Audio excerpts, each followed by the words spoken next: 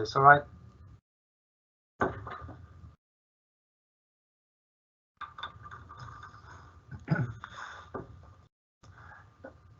Good morning and welcome to the pre-bid conference for ITB 33 FY22, the Randolph Elementary School Roof Replacement Project. My name is David Webb and I'm the Director of Procurement for Arlington Public Schools. During the conference, I will be reviewing the ITB and highlighting those areas which are considered to be of interest. Also representing APSLA during the conference are David Stash, the Maintenance Services Roofing Supervisor, and Sherry Bartlett from Gale Associates, the Architect of Record. Following the conference, bidders will have the opportunity to visit the Randolph site. Bidders interested in doing so are required to contact David Stash to make arrangements. David's contact details can be found in the ITB. The site visit is scheduled to start at 12:30 today. More information can be found in the ITB and will be addressed later during the conference. Questions are welcome during the conference and will need to be submitted in writing through the meeting chat capability. Questions will be addressed at the end of the conference. It needs to be emphasized that it is the responsibility of bidders to be aware of their responsibility in providing the information requested under the ITB. Now moving over now to the ITB itself. This is ITB reference number 33 FY22 for the Randolph Elementary School roof replacement. The bid closing date is February the 18th. It's done electronically and the closing for that will be 11:59 p.m. Bid opening is February the 21st at 10 a.m. Again, that will be done virtually as well. Sealed bids in response to the ITB shall be solely received electronically through a secure cloud-based file sharing platform as described and explained in this ITB, referred to as a platform. Bids shall not be received at the Syfax Education Centre, either by mail, express mail, or in person or by courier. Bidders wishing to submit a bid in response to the ITB are required to upload the mandatory requirements found in the instructions to bidders into the platform through the link found on the current solicitations web page, which can be located by accessing the APS Procurement Office website. Again, just to re-emphasize, for a bid to be considered for award of a contract, the bid must be received in the platform by no later than 11:59 p.m. on Friday, February the 18th, 2022. Bidders are strongly encouraged to submit their bids in advance of the bid closing to allow sufficient time for the bids to be uploaded into the platform before bid closing. Bids received after bid closing shall not be received. Again, bids will not be opened and announced publicly at the Syfax Education Centre, but will be done remotely at 10 a.m. on Monday, February the 21st, using Microsoft Teams. Anyone wishing to view the bid opening can also find the link on the Microsoft Teams invite under the due date column on the current solicitation table on the Procurement Office website. And it's link to bid opening ITB 33 FY22. And again, just to help bidders, there's a link here to take you to the current solicitations webpage. Bid documents. The drawings and specifications for this project will be available electronically as PDF file format on the owner's representative architect Gale Associates FTP site. Login and password information for the FTP site will be emailed to all those interested bidders upon request. Please contact the owner's representative, Sherry Bartlett. The contact information is provided here. Pre-bid conference is non-mandatory and it's going to be held today, obviously at 9 o'clock. And I do apologise for the late start. It should have started at 9. We started a little bit after that. And the intent of the conference is to discuss the work and answer general questions concerning the project. And again, it's referenced here to section 13 of the instructions to bidders about a potential site visit following the conference. Minutes of the conference, including but not limited to questions and answers presented during the conference, will be issued in writing by the Procurement Office as an information item and distributed in the same manner as an addendum as set forth below. Bidders' questions should be sent to myself, information here, to David Stash, information here, and to Sherry Bartlett as well. All our contact information is provided, and questions are sent electronically through the email. Any information item will be issued on the Arlington Public Schools website and also should be posted on Virginia's online electronic procurement system, EVA. It's the responsibility of each bidder to access this information. Just to point out that a modification of the bid documents will only be accomplished by a written addendum issued by this office. Again, just to highlight that point again, all addenda will be posted on the APS website and on EVA, and again, it's a responsibility of each bidder to access this information. And then the bidder is responsible for acknowledging the addenda by either checking the space provided on the addenda, or it can provide an actual copy of the addenda itself with its bid. Information items, all questions received will be addressed through an information item, and if it's deemed that it's necessary to amend the ITB, then an addenda will be issued.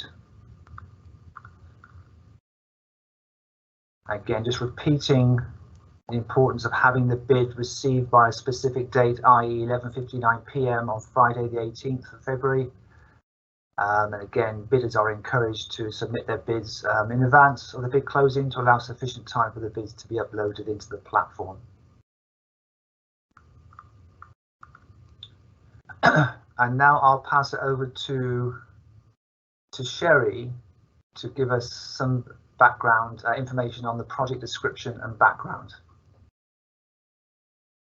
Sure, thanks, David.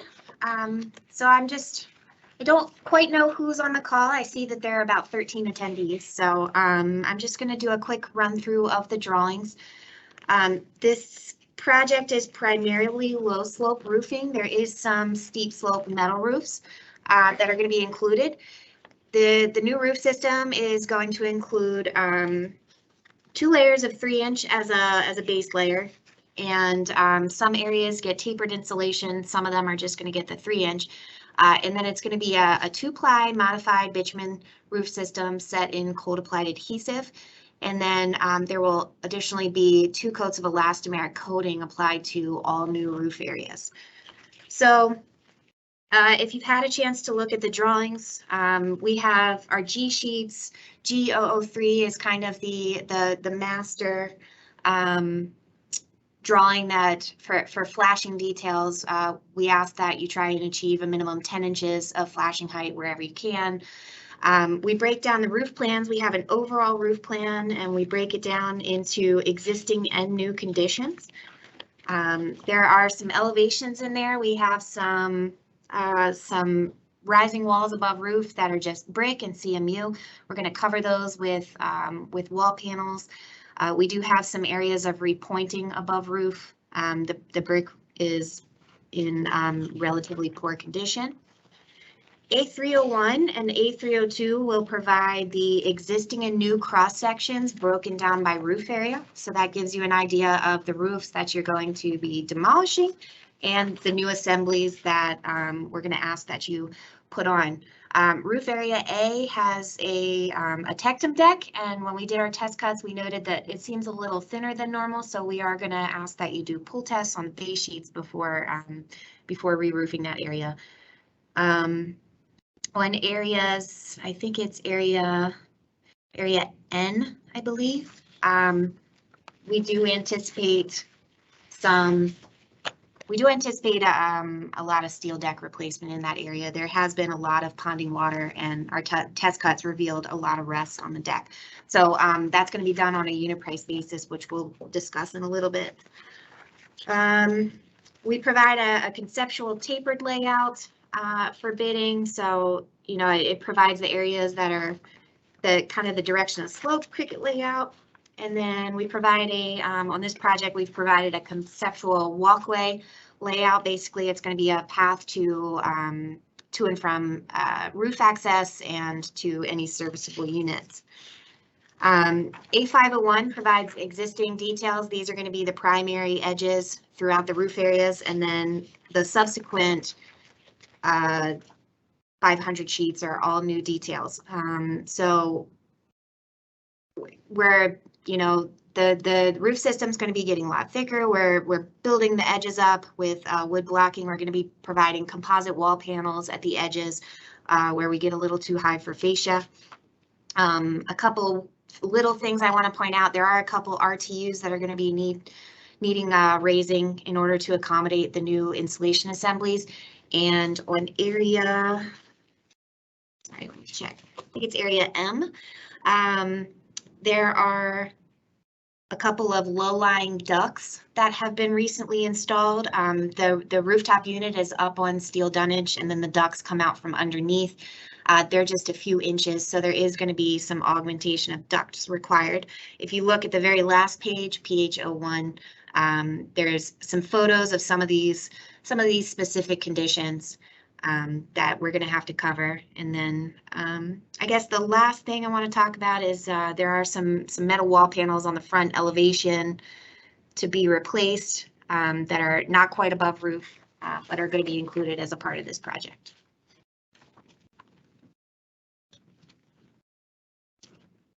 That's it for me, David. Thank you, Sherry.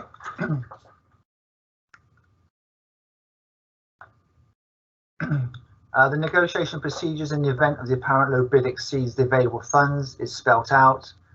Explains the process that we're going to go through. Bidders should be aware of this, so please take the time to read this. That is the completion of the end of the invitation. Now moving into the instructions to bidders. We'll address later on the mandatory requirements. There are Class 1 mandatory requirements which must come with the bid, and there are Class 2 mandatory requirements that can be provided with the bid, but if they're not, they can be provided within a specific time frame. So again, bidders are encouraged to submit all of their information with the bid, but if it's a Class 2 mandatory requirement, there is a time delay in which they can submit it to APS.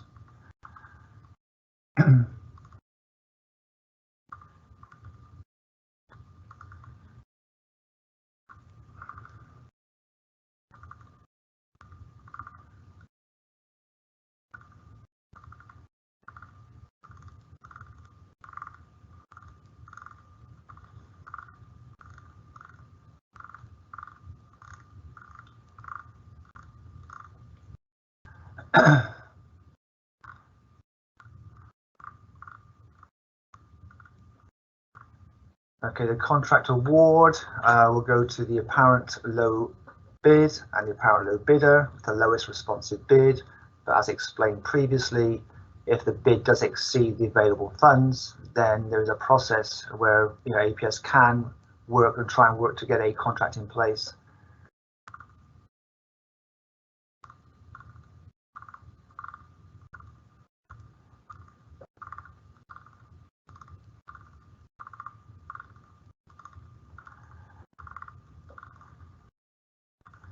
Examination of the site. As mentioned before, the opportunity is there for bidders to view the site today. The site visit is scheduled for 12:30 p.m. Following the conference. I'd like to request that those bidders out there who are viewing this, if there is an interest or if you do intend to take advantage of the site visit today, either please acknowledge in the chat capability that we have, or to reach out to David Stash. His phone number is provided here, and let him know that you do intend to visit today. You'd be meeting at entrance number 1. And there are restrictions on the number of representatives that need to be provided. Here we go. So meeting at 12:30 at door number 1. If there's more than 9 attendees, then we may consider having a second visit. But again, it depends upon the response we get for today. So please either in the chat capability acknowledge that you will be attending the site visit, or reach out to David on his phone number here, 703 906 4727. Thank you.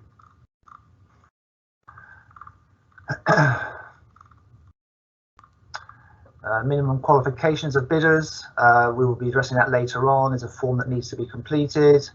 Mandatory requirements, as previously mentioned, we have class 1, and these must accompany the bid. Failure to do so will result in the bid being considered non-responsive and will not be considered for contract award. And just to highlight, we need to have information on the contractor's Class A license number and the expiration date. There's a field to be completed that provides this information. It's considered that these particular specialties and classifications are required to do this project. So if the bidder or the GC does not have or possess all of these, then the subcontractors who are going to do that work need to as well. Need to have the bid form, the bid bond in 5% of the total bid amount, the completed Appendix A to the bid form. These are all mandatory requirements for Class 1s and need to be submitted with the bid. If the bidder is a joint venture, they need to provide a copy of the joint venture agreement, and if the bidder is a partnership, a copy of the partnership agreement needs to be provided. The following are Class 2 mandatory requirements, which can or should accompany the bid, but if omitted, the bidder does have time in which to provide the information. Class 2 mandatories are the list of the subcontractors for the major divisions featured later on, the total breakdown for the total bid, and a completed insurance coverage checklist also are required. But again, just to re-emphasize, does not have to be provided with the bid itself, but will have to be provided in the time frame stipulated later on. And it explains here that the Class 2 mandatories, once APS reaches out to the apparent low bidder, they must be received by on the 5th business day following notice to provide the information. If the bidder does not provide this information, they will be deemed, or the apparent low bidder does not provide the information, they will be deemed to be non-responsive, and then APS will move on to the second apparent low bidder, and so on until we get a contract within place or within budget.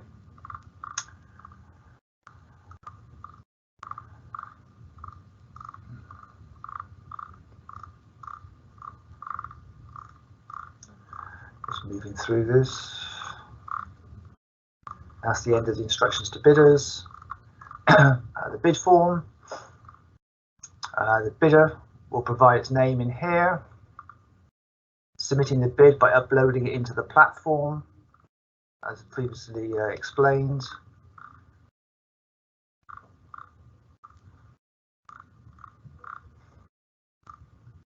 Again, just to re-emphasize the Class 1 mandatory requirements, the Class 2, and then the bidder will check off whether or not they've attached it with the bid or whether they are going to be supplemented at a later point. The bidder provides the Class A license and then the classifications and specialty services that it has, and then the procurement office will check this information to make sure it is accurate. The addenda, either you can check the box to acknowledge the addenda, or you can submit a copy of the addenda with the bid. The bidder then will provide in writing and in figures the amounts. The budget for the project will be announced immediately before the bid opening. Okay. There are unit prices, and the contractor, the bidders are required to complete the unit price and the extension. The quantity has been provided. there is a total, which will go in here. Is there anything, Sherry, that you would like to add to that? Sure, David. I just want to point out to everybody that on this project, the unit prices are inclusive of the quantities shown on the drawings. So for instance, unit price D in our specs is for masonry repointing. We show some repointing on the elevations to be done. That 1,500 square feet includes that quantity and then carries a little bit extra above and beyond that for unforeseen conditions. So I just want everybody to be on the same page so they're not including those costs twice in their bid. Thank you, Sherry.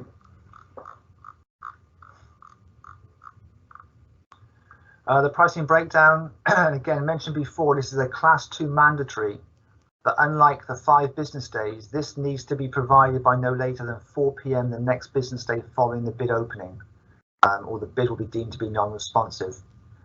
Okay, so again, we encourage bidders to provide all this information with their bid, and that way it's taken care of. Breakdown of the divisions. There are no bid alternates on this requirement. Provide information here on the contact for administration. SCC number to be provided. Most of this information is self-explanatory. List of subcontractors. So this information is to be provided either with the bid or is it deemed to be a Class 2. And then other subcontractors used outside of these will be provided later on in the project. I believe it's 14 days after the notice to proceed. So this information here, APS is looking for the bidder to provide it with its bid or as a Class 2 mandatory requirement. Moving through again, looking to the bidders just to kind of complete all the information that's being requested of them. Appendix A to the bid form, bidders' qualifications. We're looking for a bidder's experience. Again, we explain here what we're looking for, and then the bidder has to kind of check yes or no to confirm it has that information. Fill out all the information here. And there's information here about their previous performance on the other construction projects.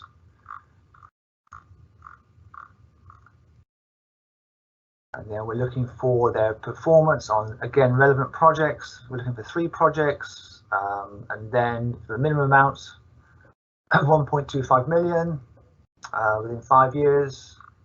And then we'll go through and provide the information on the 3 projects on this template provided.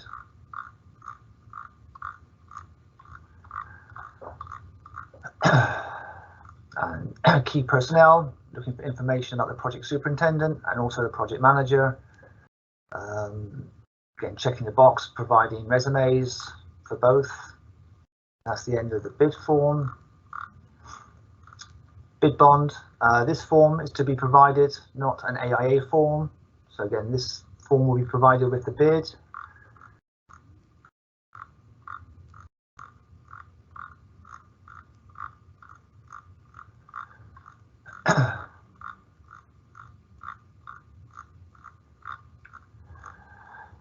Here's the agreement. So whoever is awarded the contract, this is the template we'll be using.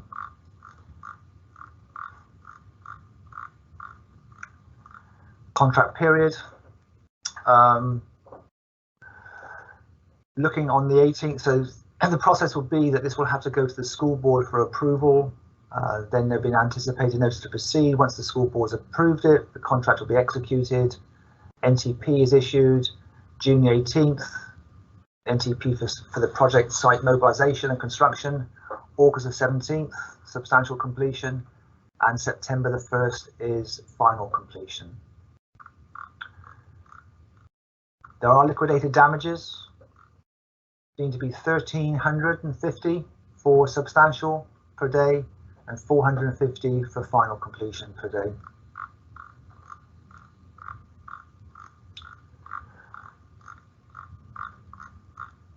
And that's the end of the agreement. And again, we now have labour and material payment bonds.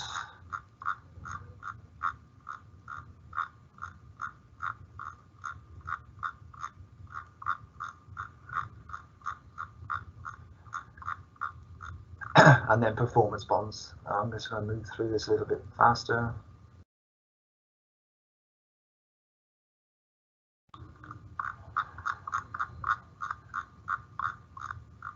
General conditions, there's nothing really to discuss here. These terms and conditions are a requirement of the contract.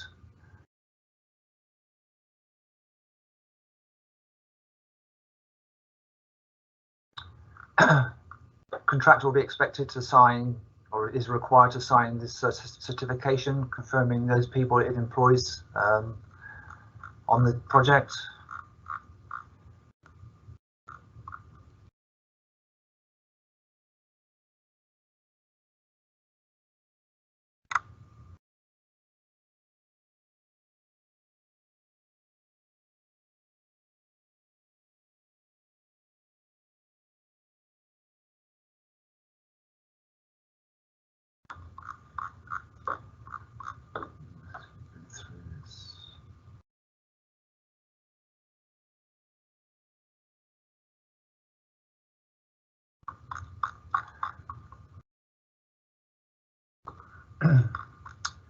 So Appendix 1, that's the end of the general conditions. Appendix 1, we've provided screenshots to help bidders to submit a bid, and we have like a step-by-step guide. It is fairly easy to do so, so I don't think we need any discussions on this.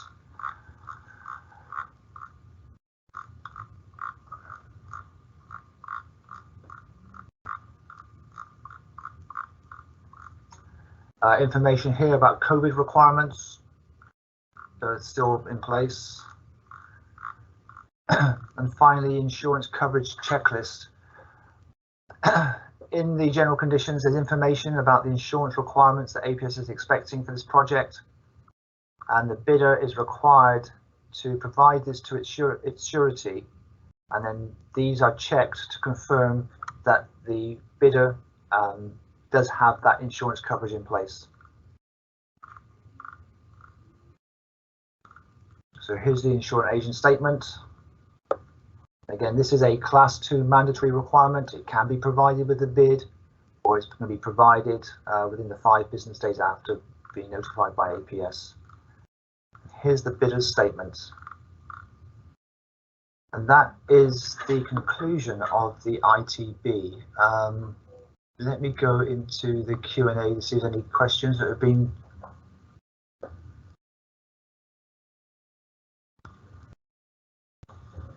Okay. In the Q&A, we have confirmation that one bidder will be attending the site visit. There are no questions that have been asked.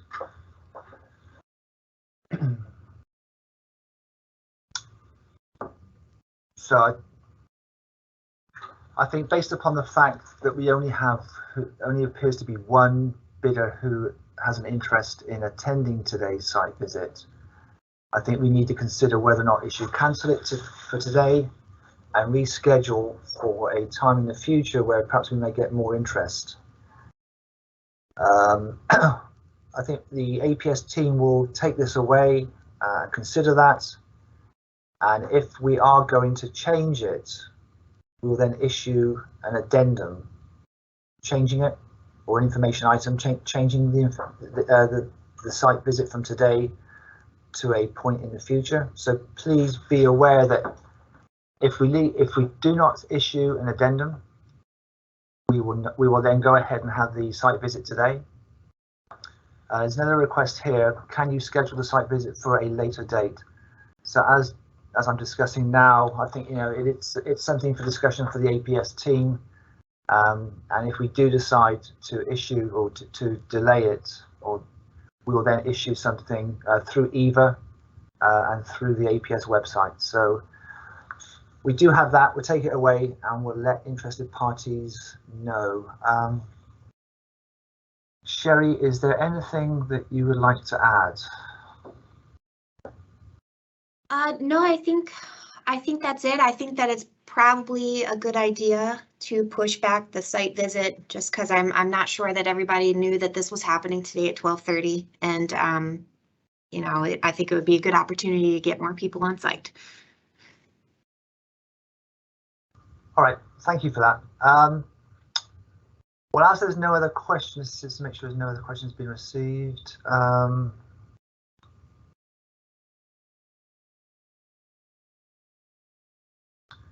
There is a request here. Is there a possibility of extension for this opportunity? Now, again, I'm thinking that must be the site visit. So 2 requests to extend. So, you know, the APS will take it away and then we'll consider favourably, I think, on the request and issue an addendum just to confirm that. Okay. Are there any more questions? Okay, there's a question here. What facilities do we have for material storage and parking during construction? What facilities do we have for material storage and parking during construction? Well, that's something that's typically determined at the pre-construction meeting. That would have to be a discussion with APS and the building occupants to determine what parking lots or grassy areas could be available. Okay, thank you, Sherry.